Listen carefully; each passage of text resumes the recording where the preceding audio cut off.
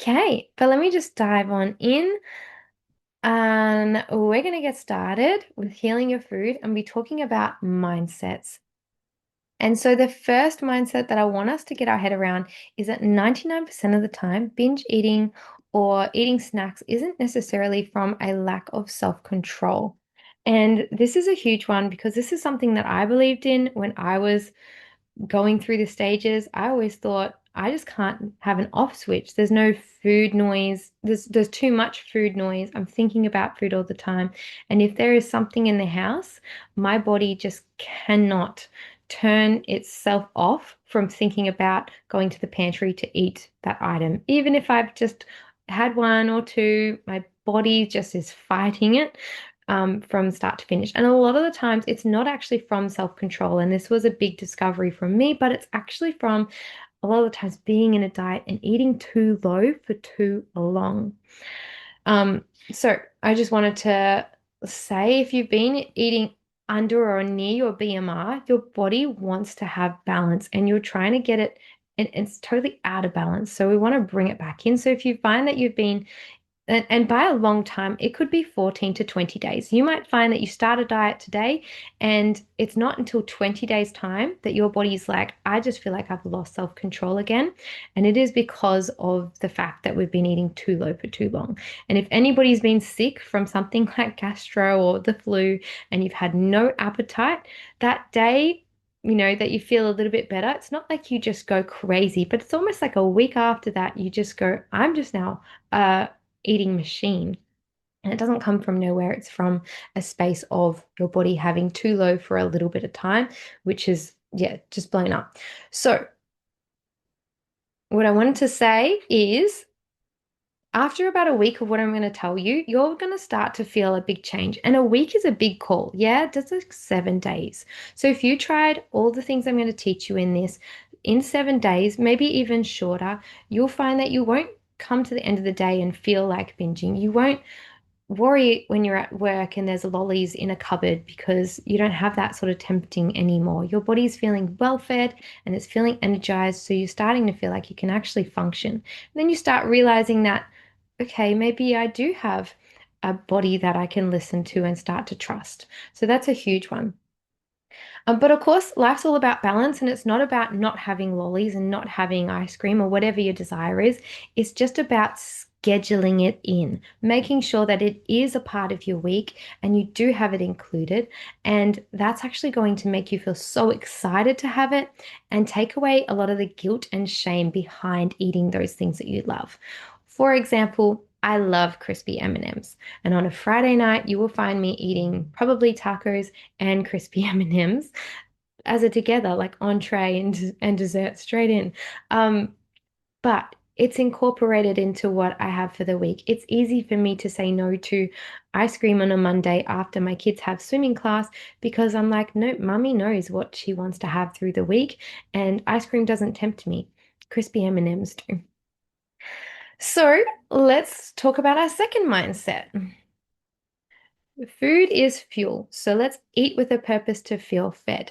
And this is hard because a lot of us like to eat things that are snacky, light foods because we think I just need to have something little bit now so that I can get between 4 p.m. and actually eating dinner.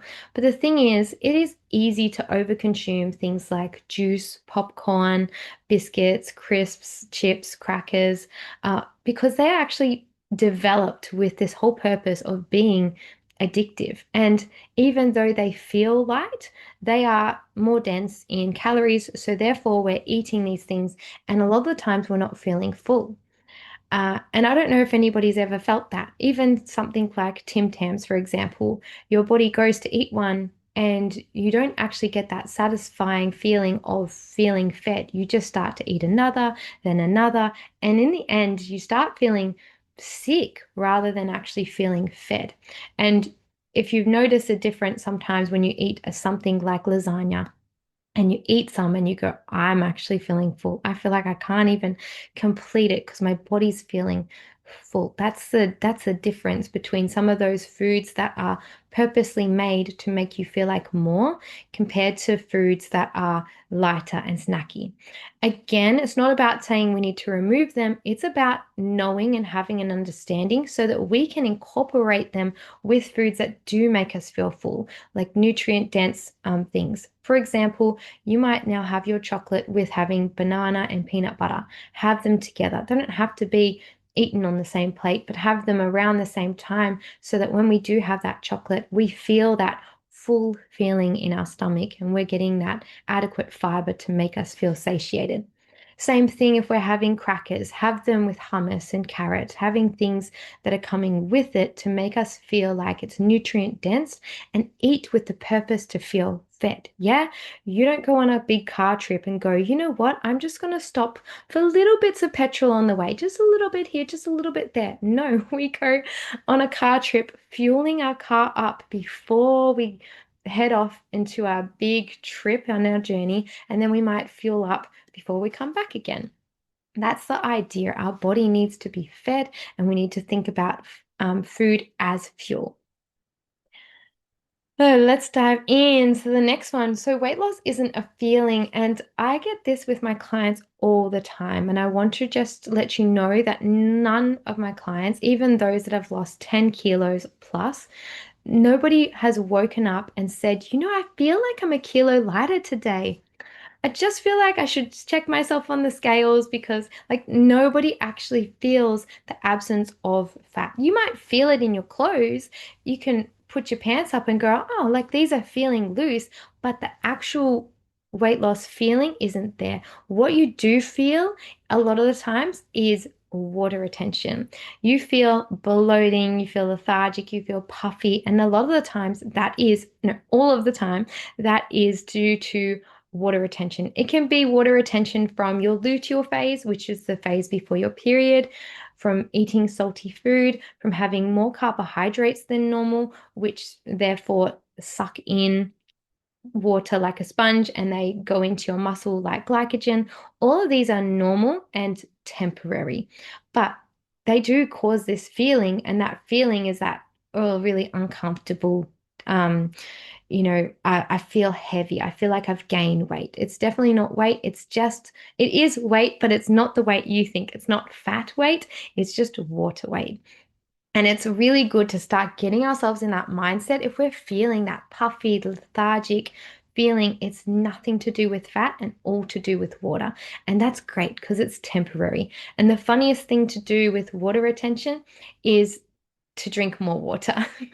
And it feels counterproductive, but what it is you've got water sitting in your system, and if we're drinking water, we're now teaching our kidneys more water's coming in. Okay, we now need to flush more water out. So it helps produce this hormone that's coming from your kidneys to help flush excess water out. Again, doing some movement can help as well. Just get some movement going. The second thing, which can cause a little bit of increase in the scales on the weight, is food volume. For example, if you were to have half a kilo of spinach, half a kilo of spinach on the plate is still half a kilo of spinach when you digest it and it's in your body. Until your body's actually broken it down and it's passed through you, food does actually contain some weight to it as well. So really important to make sure that if you are checking on the scales, you're checking in the morning before you've eaten breakfast and after you've gone to the toilet, and getting an average. If you're standing on the scales a few times in the week, no more than 3 times, and then just getting an average of that. Your goal is to see a downward trend, and what's probably more important than you checking your weight is actually checking your measurements. Because, and I have a lot of clients who see this as well, our weight sometimes goes up because of things like being in your luteal phase. Doing a big run or an exhausting, intense workout can also make you have some water retention. All these things make that scales go up, but your centimeters coming down is showing you your body composition is really changing. So I would measure your bust, your waist, and your hips. Again, you just need to do this once a week and see a downward trend if this is something you want to do. If once a week seems too often and I would suggest maybe once a fortnight or once a month just to see a downward trend, or if you want to build some muscle, to see an upward trend.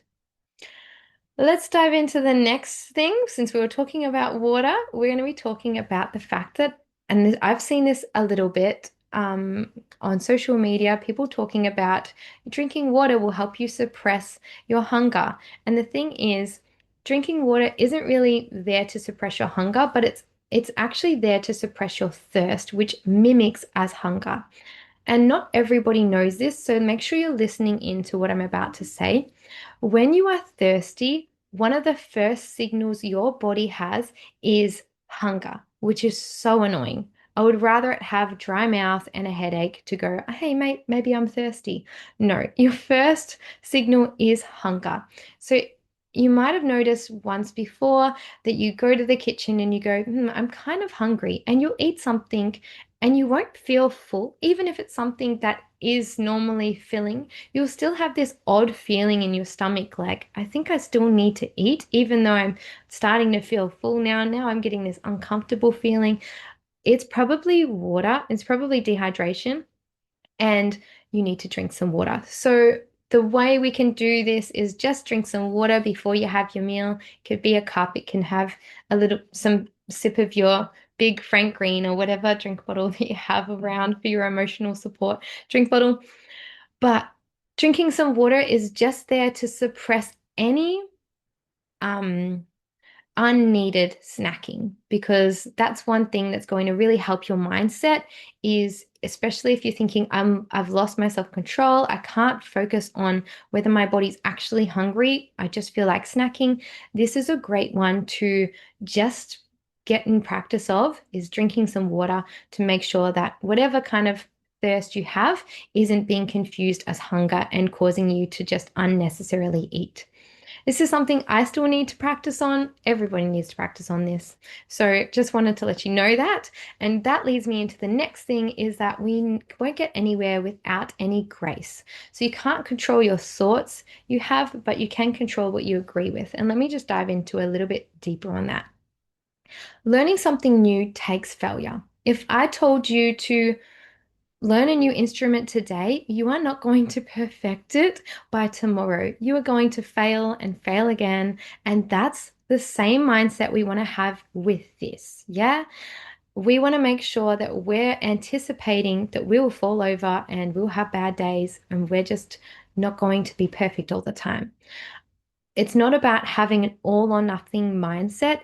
It's about doing the best we can with our food, the best we can with our exercise, and then repeat that same day that was not perfect, but adequate. It doesn't matter whether your workout wasn't Instagram worthy and you were in your pajamas and you were interrupted 4 times. Doesn't matter. You got your workout done. It doesn't matter if your food doesn't look Instagram worthy as well, or restaurant quality, and it was just hard-boiled eggs with some toast and baked beans. Like, it does not matter. It's about the fact that you're doing all that you can control, and then we're just repeating. And that consistency really gets us so much more where we need to be, rather than us trying to perfect it all, trying to make it look absolutely amazing, and then feeling like we're just cutting up short every single time. So we need to really start talking to ourselves positively as well. And this is where I wrote that second line. You can't control any thought that comes to your brain, but you can actually control what you agree with. So just like your best friend would step in, or anybody that you know, auntie, mum, if someone was talking badly and poorly about you, they'd step in and say no and defend you. You need to then now be the defense for yourself and protect your brain, because you can't hate yourself into your goals. Yeah, it just does not happen. And I've been all weights, and I've especially been lean, but still hated my body. And I tell you, it's just the worst place to be in, to realize that you've actually got to your goals, but you still aren't happy with yourself. So if you really want to have body positivity, if you really want to pursue your goals and um and get confident by achieving them, then you need to then be kinder to yourself. And this is where that consistency that we were talking about before really helps out, because you are now kinder to yourself when you do have a slip up.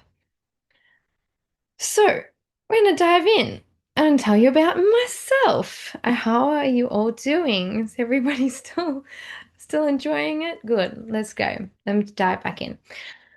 So I first started when I moved out of home and I started trying to take care of myself. Here we are. I had really poor relationship with food, so poor. I knew it was somewhat healthy or unhealthy, but I tell you what, I think it was just for me. I convinced myself I just need to have variety of food, and I think I switched between having hot chips and sausage rolls and 2-minute noodles. Like I actually had zero clue. In fact, when I did start to kind of learn a little bit, I still thought I could out train my bad diet. Like I really thought if I just did enough exercise, I could eat whatever I wanted to and it would not bother. So I felt like exercise was punishment. I think my own slogan to myself was like Nike, like just do it. But it was worse than that. I was like, just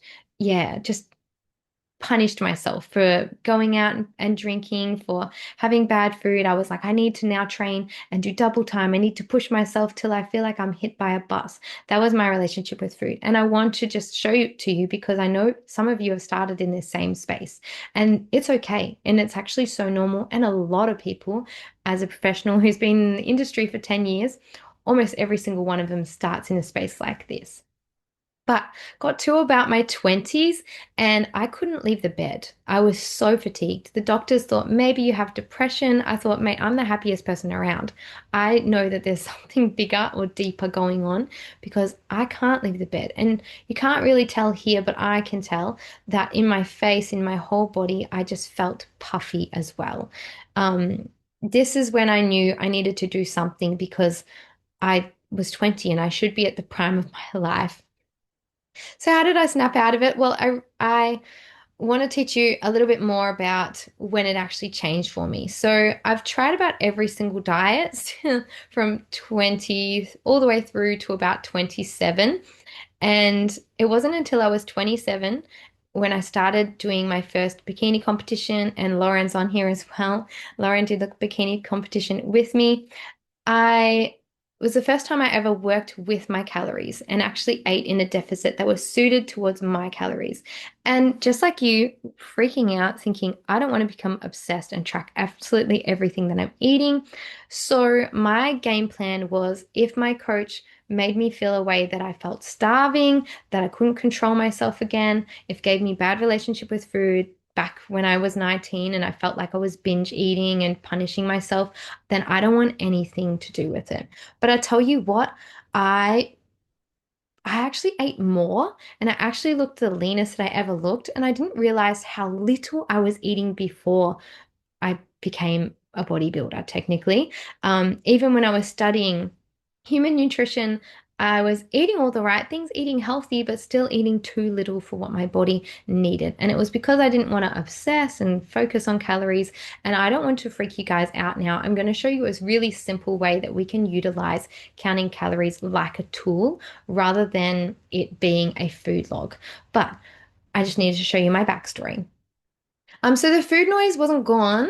So the food noise was gone by the time I was in my 27s. And I actually was getting to the point where I was getting frustrated, right? I get to the end of the day and I'm like, I want to eat ice cream, but I'm actually feeling quite fed and I don't really feel like I need it.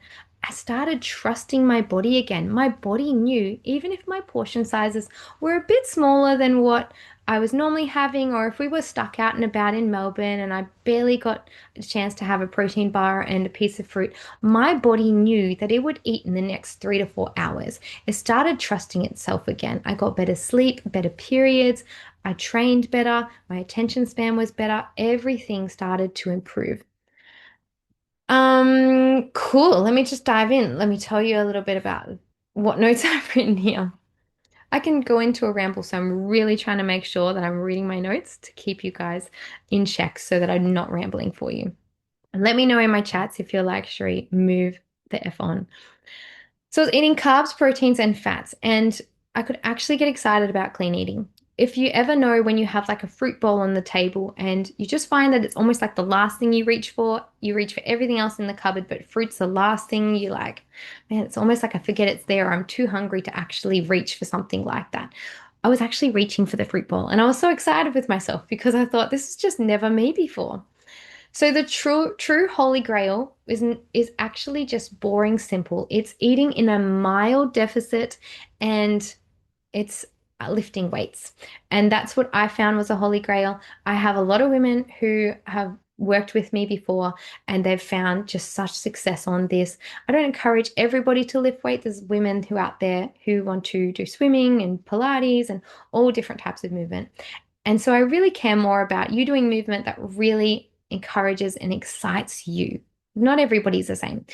Doing lifting weights excited me way more than doing burpees, and that's why I promote it. But whatever you would like to do. But we're talking about having adequate protein and adequate fiber here. Even though I was eating in a calorie deficit, those are the two things that made me feel satiated and made me feel fed. Even though my calories were less, the food volume was more. Let's dive into a little bit of the science behind it. So there's a few diets and also weight loss methods that people are having at the moment. About 60% of Aussies are currently wanting to diet or dieting. And these are a few of the top things that people are sort of reaching towards. So going keto diet, intermittent fasting, weight loss medication, and weight loss surgeries. There's also a few other diets in there that aren't listed, but all of them, I'm talking all of them, have the same approach of getting you to eat in a deficit. So this evidence-based approach, which is what I do, which is what I focus on, is really the basis of all of these above. And it doesn't matter which one you want to do. I will answer any questions if you do have questions about keto diet, intermittent fasting, any of those. I'm happy to answer questions to you. So you can add it in the chat or you can message me later about them. I just want to make mention now that the two top ones, keto diet and intermittent fasting, when these first were announced, they were raved about, and their results and their impact that they had were like amazing. People were like, I can't believe these studies are so fantastic. But this is where women, especially women in their reproductive years, weren't in the research for keto diet and intermittent fasting. Women who were out of their reproductive years, so past perimenopause, menopausal women, and men were all checked to see how they went with keto diet and intermittent fasting. However, now they've done some studies on women in their reproductive years, and they have found almost the opposite effect on women who are doing these two diets. And I've seen a lot of women go through these two diets as well. And I've also tried some too. And it's a lot of the opposite effect that's been happening, which is so frustrating because, especially if you have a partner and you're doing it together and you're like, why are you having all this success and I'm not? And I just want to let you know it's because our buildup is so different. They have a 24-hour clock and we have a 28-day cycle. So it's not the fact that it's just not working for you, it's the fact that it's just not working for women for these top two. So ask me questions about it, and I'm happy to answer them for you. We're going to dive into your calories. So I know some of you on your phone, you can take a screenshot of this. You can head to your photos and then open it up there. If you're on your computer, you can click on, like, scan with your phone to look at this barcode. This is going to take you to a calorie calculator, and we're going to find out how many calories your body is meant to have. Because in the end, it's not about a guessing game. It's not about following someone and going, this is what their day on a plate is. So therefore, I'm going to follow exactly what they eat because what they eat is so different. And if you are somebody who trains 4 times a week, you will need something different from someone who trains 2 times a week. So this here is where you find out how many calories your body is meant to have based on your goals as well, whether that is to build muscle, whether that is to lose weight, or just to maintain the body size that you are now. So I'd like you to scan it or take a screenshot. If you are busy currently at the moment trying to change a nappy or put a child to bed, don't stress. I will send this to you later if you've missed out on this.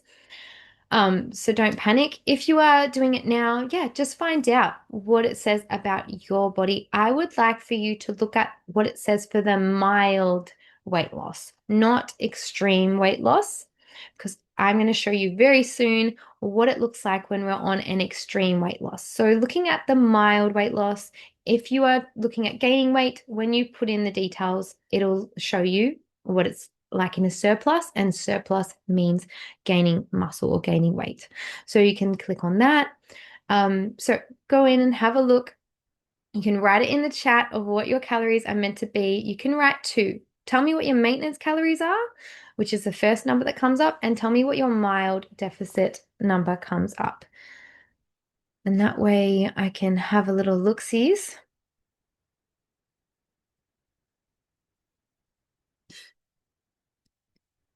Some of you already might know. I'm sorry if I just moved that on you too quickly. While you're doing that, I'm going to just discuss two figures that you're finding. So don't worry, don't panic. I'll send the link to you later if you missed it. We're going to be talking about your maintenance calories. So this is what your body burns to just maintain your weight. So you're not necessarily gaining weight or losing weight. This is you at homeostasis. Homeostasis is the balance that your body desires to have. So equal coming in, equal going out. And it's based on your weight, height, and age, as well as the movement that you do. And that's why you're answering 4 questions before you find out your calories. We're also going to be talking about your BMR, and your BMR is your basal metabolic rate. This is what your body requires if it was in a coma. This is your body doing things like digesting food, breathing, it's regulating your body temperature, it's blinking, it's everything that we don't really control. That's what your BMR focuses on for you, which is amazing. So they're two really important ones that we know, so we can find out what our body needs when it's trying to be at balance and what our body needs when it's in a coma and it just needs to survive. Just throw it in the chat, girls, if I'm running too fast for you, but I'm going to just go into the next section. So this here, and I'll just make sure that I'm short enough so that you can have a look at those listed down the bottom. This here is what your TDEE is, your total daily energy expenditure. And this is what maintenance calories is basically all about. So if you were to eat maintenance calories, you're technically trying to eat enough to be able to do all of these functions. Let me break it down for you. The first down the bottom is your BMR, which we just discovered, and that's about 70% of what your body is requiring to eat to be able to live and function. The next is your NEAT, your NEAT. That is your incidental movements. Walking up the stairs, drop something, need to go pick it up, fidgeting, just anything that's incidental movements. That is what your NEAT is. The next section, your TEF, is what your body requires. It's thermic effect on foods, what your body requires to just break down food that you eat. For example, protein actually requires more from your body, and this will increase your TEF as well. So if you've got a high protein diet, well done, you're already having more of your body burn calories from just eating food. Amazing. And then the last one, tippy little bit at the top, is your EAT, which is exercise activity thermogenesis. And this I just want you to see right now at the top, if you're doing a big workout, that's literally all your body is requiring to do your exercise. And it doesn't matter, like I was showing you in the picture before when I was over exercising. If you push your body so hard in the gym, if you're trying to smash those workouts out to burn calories, I want you to just have a look at this graph and realize that exercise doesn't account for too much of what you actually burn. We want to make sure that exercise is definitely there and we're accounting for it because there's obviously people that don't have as much exercise and this wouldn't be listed on the graph. But if you are a person that exercises, it doesn't really take up a lot of what you're burning. So good to see that. I'm going to just show you now what it looks like if someone's trying to maintain their weight, which is where I am right now, maintaining your weights here.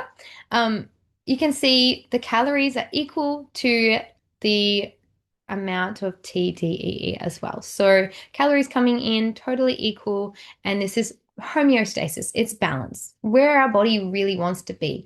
And this is next to me losing weight. I'm just going to use the mouse, not my little hands. So losing weight, you can see here the calories are just under, just a little bit. This is why I wanted you to do your mild deficit check for your calories because this here is the aim that I want you to have if you are trying to lose weight. Eating just a little bit under what your body requires so that your body's still eating more than your BMR because that's what your body needs if it's just in a coma and you do more things than just be in a coma. Trust me, I've seen some of the things you guys are doing, so busy. So we need to just eat slightly under, and this here will get you to lose weight. Yes, it's a little bit slow and steady, but it's still effective. It's so effective, and you can do it for far longer without your body chucking a hissy fit at you as well. See, again, your body's always wanting this first one, the one that I'm standing at, your maintenance calories. Your body's always wanting this. So it's always going to fight if it's out of balance. Now, gaining weight, which is the last one you can see here, this is eating over the amount.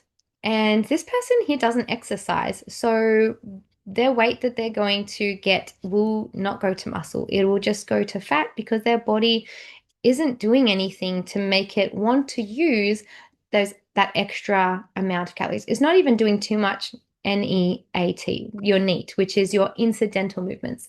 So they're not climbing the stairs, they're just waking up and sitting around doing some maybe a desk job. And yeah, there's very little chance to getting too much movement in. This is, yeah, where we tend to lose.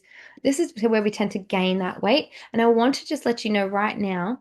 And like I said, I want you to take away two or three things from today's session. So take away whatever you'd like, but this is one big thing to take away. When this person's gaining weight, they could be having all their calories as super healthy foods. They could be having salads.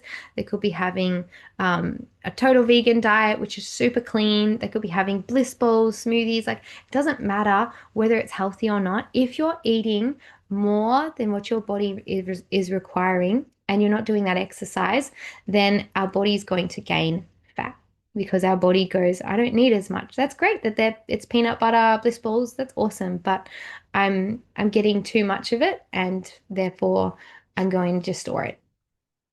This next slide is what it looks like when we're eating under our BMR. And this is where I told you, if you look at the extreme when you did your calculator just moments before, this is what it looks like to be in that extreme weight loss. And it is, you'll feel hungry, it feels unsustainable, and you'll get a slow metabolism. When I was doing my bikini competition, it started off pretty good. In the last 2 weeks, this is how I was feeling because my calories went down to just before the stage. And it's not unsafe to be at this level, it's just uncomfortable. And this is where we feel out of control with cravings, urges, thinking of food 24/7. It's because our body's going into survival mode. It's like, I cannot stop thinking about food. And a lot of the times, what happens is people like to be on this one Monday, Tuesday, Wednesday, Thursday. And then by Friday, Saturday, Sunday, they're like, I need more food. And they might jump back to image I showed you before and eat basically what they needed for the week, but just all in 2 days. And then this last one over here is gaining muscle. So this person's eating more than what their body needs. However, they are doing exercise and they're doing incidental movements and they're only slightly eating more and they will gain fat as well. It's just the nature of gaining muscle, but they will gain some muscle because their body is doing exercise. And if that exercise is challenging enough and it's encouraging muscle growth, then they will have a better time not gaining too much fat and being able to change their body composition. Yeah. So this here, and I promise we're getting very close to the end, is what your calculator just showed you before, but I just want to show you this is just the basic mathematic of it. So if you are in a deficit, your aim is to eat about 300 or 500 underneath your maintenance calories, and that's technically what your calculator probably just showed you before. And then if you hit a plateau, and I've written it down the bottom, if you hit a plateau, for 3 to 4 weeks, you aren't gaining weight, you're not losing weight, you're just sort of staying the same. That's when you can change your calories, but just drop it down 50 or 100. You don't need to go extreme. Your body is like already expecting a certain amount of calories to come in. So if you just slightly drop it down a little bit, it goes, well, I'm going to need to use some fat storage because there's just a little bit missing. And 100 calories missing each day times seven, that's 700 calories your body's missing for the week. I promise you, like you don't need to drop by too much.